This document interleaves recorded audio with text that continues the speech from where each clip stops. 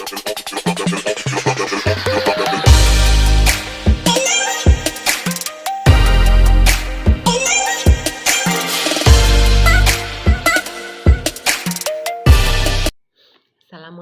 teman-teman. Perkenalkan, nama saya Bu Hamsia. Saya mengajar di MIP 2A Tanjung Anom, Kecamatan Rakit, Kabupaten Banjarnegara, Jawa Tengah. Pada pertemuan kali ini, saya akan menyampaikan tentang sistem pencernaan pada manusia beserta fungsinya. Video ini saya persembahkan untuk pemenuhan tugas saya sebagai mahasiswa dalam tugas lokakarya. Saluran pencernaan makanan merupakan saluran yang menerima makanan dari luar dan mempersiapkannya untuk diserap oleh tubuh melalui proses pencernaan. Nah, proses pencernaan makanan itu melalui tahapan-tahapan atau organ-organ yang membentuk sistem organ. Organ yang pertama pada sistem pencernaan yaitu mulut. Mulut, di dalam mulut itu terdapat bagian-bagian yang membantu pencernaan. Misalnya ada gigi. Gigi dibagi menjadi dua, gigi atas dan gigi bawah. Gigi juga ada lagi dibagi 3 macam. Yang pertama gigi seri, ada di depan. Ini gigi seri berfungsi untuk memotong makanan atau menggigit makanan. Yang kedua ada gigi taring. Gigi taring ini berfungsi untuk mencabik-cabik makanan. Dan yang terakhir yaitu gigi geraham. Gigi geraham ini fungsinya untuk mengunyah makanan sehingga menjadi lembut atau hancur. Nah, di dalam bagian mulut ini ada juga yang namanya lidah.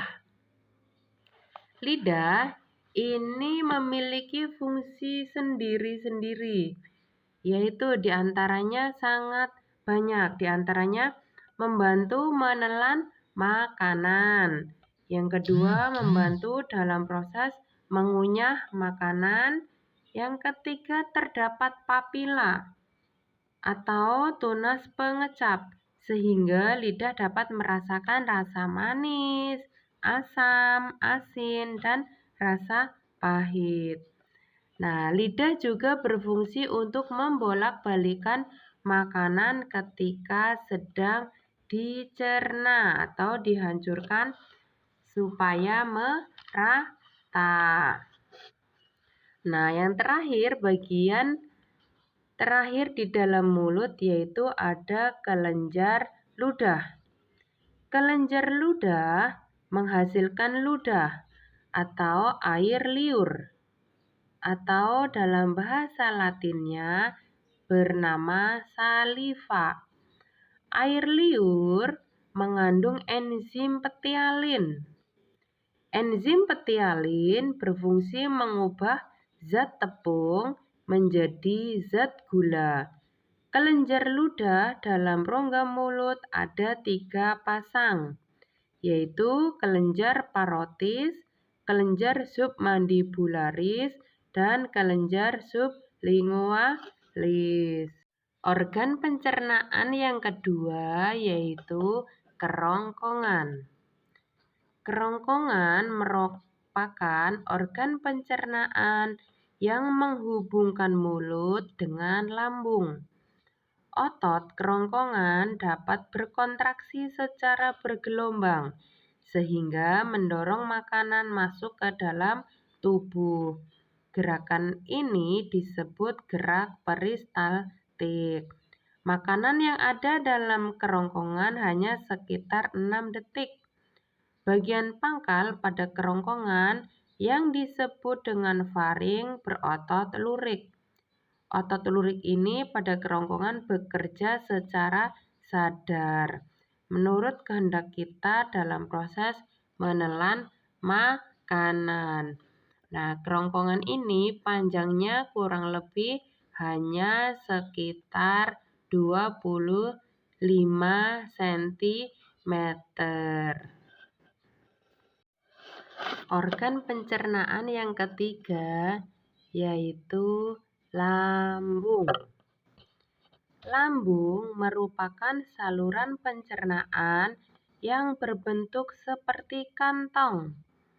Di dalam lambung, makanan mengalami pencernaan secara mekanik dan kimiawi. Pencernaan secara mekanik dilakukan oleh otot-otot lambung.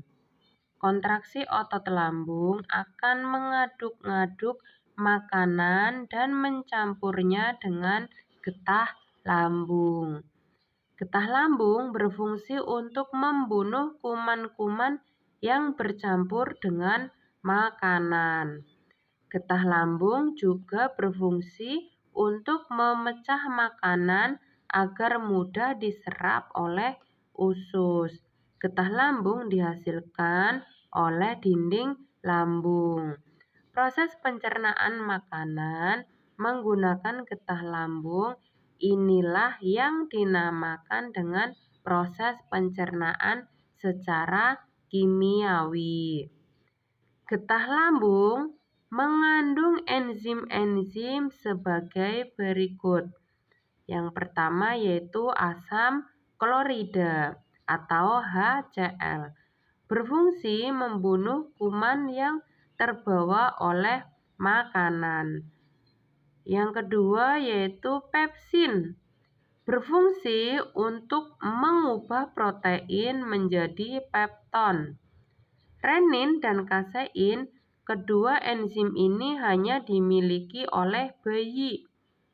Renin memiliki fungsi untuk mengumpulkan protein susu, kasein atas bantuan kalsium dan lipase berguna untuk memecah lemak dalam susu.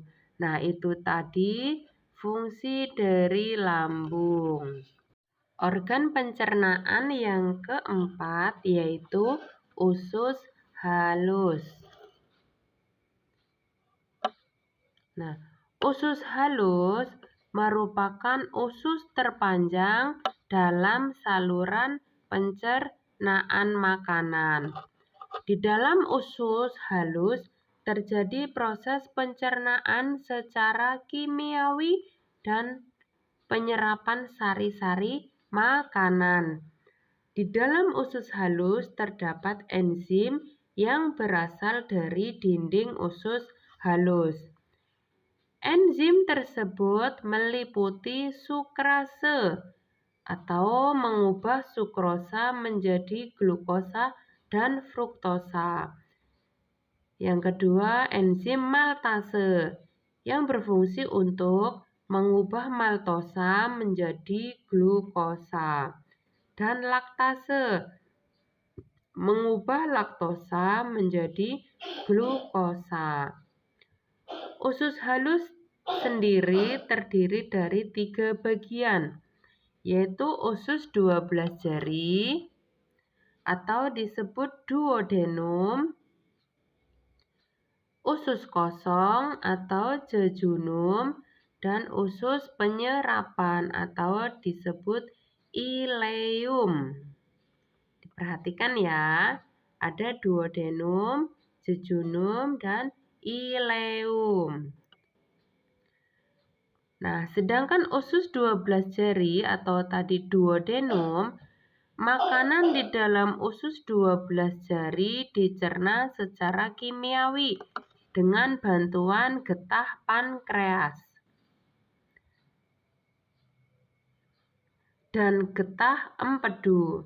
Getah pankreas terdiri dari 3 enzim, yaitu enzim amilase berfungsi untuk mengubah zat tepung atau karbohidrat menjadi zat gula. Yang kedua, enzim lipase berfungsi mengubah lemak menjadi gliserol atau asam lemak. Yang ketiga, enzim tripsin berfungsi mengubah protein menjadi asam amino. Ingat ya, di usus 12 jari ada 3 enzim, amilase, lipase, dan tripsin. Fungsinya juga jangan lupa ya. Kalau amilase mengubah zat tepung atau karbohidrat menjadi zat gula, sedangkan lipase mengubah lemak menjadi gliserol atau asam lemak, dan enzim tripsin berfungsi mengubah protein menjadi asam amino. Yang kedua, bagian dari usus halus yaitu usus kosong atau jejunum. Bagian usus halus yang kedua yaitu usus kosong atau jejunum. Usus kosong terletak antara usus 12 jari dan usus penyerapan. Usus kosong berfungsi untuk penyerapan nutrisi seperti protein, lemak, kolesterol, vitamin A, D, E, dan K, serta penyerapan air. Nah, bagian usus halus yang ketiga yaitu usus penyerapan atau ileum. Di dalam usus penyerapan terdapat jonjot usus yang berfungsi memperluas permukaan usus, sehingga proses penyerapan makanan lebih sempurna. Di dalam jonjot usus terdapat pembuluh darah untuk menyerap sari-sari makanan. Selanjutnya, darah akan mengedarkan sari-sari makanan ke seluruh tubuh. Organ pencernaan yang ketiga yaitu usus besar. Nah, perhatikan gambarnya ya. Usus besar terdiri atas bagian naik, bagian mendatar, dan bagian menurun. Usus besar berfungsi menyerap kelebihan air pada sisa makanan. Di dalam usus besar terdapat bakteri Escherichia coli yang membantu proses pembusukan sisa makanan menjadi feses.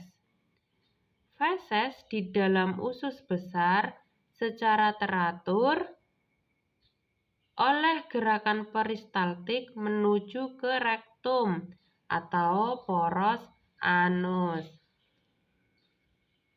Nah, untuk rektum dan anus itu nyambung ya, dari usus besar nyambung ke rektum. Nah, feses disimpan di dalam rektum sampai waktunya dikeluarkan. Saat rektum berkontraksi akan terjadi defekasi. Nah, defekasi yaitu proses pengeluaran feses melalui anus.